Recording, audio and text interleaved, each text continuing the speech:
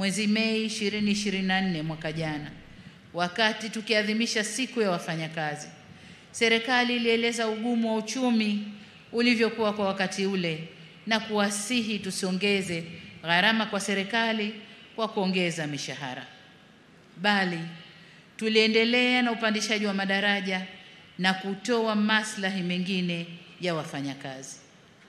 Sasa kwa mapenzi makubwa na kwa namna mlivyoiunga mkono serikali tulipowaomba mfunge mkanda na mkaamua kujituma na kufanya kazi kwa bidii na kufanya uchumi wetu ukue kwa 5.5% mwaka huu, kwa kuwa mcheza kwao hutunzwa.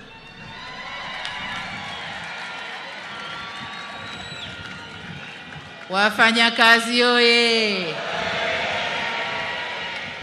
Miamvuli oye! Naona miamvuli imepanda sasa. Wakati wote miamvuli ilikuwa chini. Sasa hivi miamvuli imepanda. Sasa kwa kuwa mcheza kwao hutunzwa, mimi na wenzangu, na baada ya kuangalia uchumi ulivyopanda, na umepanda kwa sababu ya nguvu zenu wafanyakazi,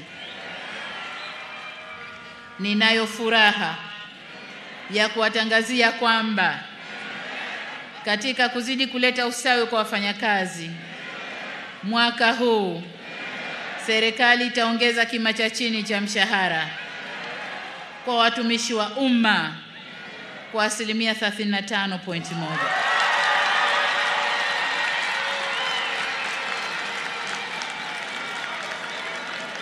Wafanyakazi oye! Mshikamano, solidarity. Aya, tusikilize. Nyongeza hii itakayoanza kutumika mwezi Julai mwaka huu itaongeza kima cha chini cha mshahara kutoka shilingi 370,000 hadi shilingi 500,000.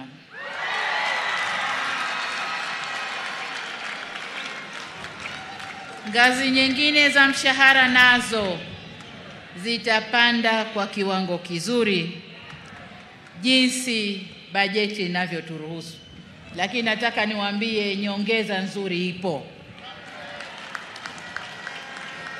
Kwa upande wa sekta binafsi, bodi ya kima cha chini cha mshahara kwa sekta binafsi inaendelea sasa kufanya mapitio ili kuboresha viwango vya chini vya mshahara kwa wafanyakazi wa sekta hiyo. Pamoja na kazi inayofanywa na bodi hiyo, naendelea kuvihimiza wizara na vyama vya wafanyakazi kufanya majadiliano na waajiri ili kutekeleza mikataba ya hali bora ya wafanyakazi katika sekta binafsi, waendane sambamba na wenzao ya sekta ya umma.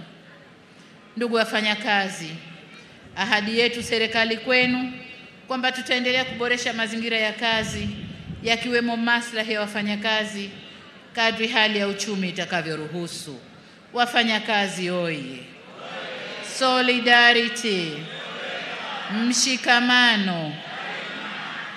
Ndugu wafanyakazi, nimalizie kwa kuwapongeza tena wafanyakazi wote nchini kwa kuadhimisha sikukuu hii, na ninawashukuru kwa mchango wenu adhimu katika ujenzi wa taifa letu.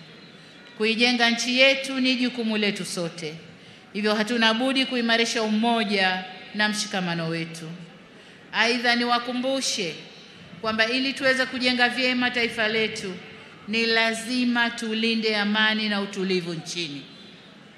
Nataka nirudie hapa. Wafanyakazi oye! Naomba tusikilize hili. Ili tuweze kujenga vyema taifa letu ni lazima tudumishe na tulinde amani na utulivu nchini. Kwa namna yeyote ile, tusitoe fursa kwa vyama vya wafanyakazi kutumika kuichafua nchi yetu. Historia ya vyama vya wafanyakazi ni vyama vilivyoleta vuguvugu la uhuru wa nchi hii. Sasa tusijibadilishe tukawa vyama vya kusaliti uhuru wetu tulioutafuta kwa nguvu kubwa. Niwaombe sana viongozi wa vyama vya wafanyakazi mkalisimamie hilo. Mwisho kabisa, niwaombe ulinzi wa Mungu na niwatakie safari njema naporudi kwenye maeneo yenu. Narudia wito wangu kwenu wafanyakazi kushiriki kikamilifu katika zoezi la uchaguzi mkuu utakaofanyika mwezi Oktoba 2025 ili kutumia haki yenu ya kikatiba kupata viongozi watakaoongoza taifa letu. Baada ya kusema hayo, nimwombe Mwenyezi Mungu aibariki bara letu Afrika na Mungu aibariki nchi yetu Tanzania. Jamhuri ya Muungano wa Tanzania. Kazi na utu. Kazi na utu. Asanteni sana kwa kunisikiliza.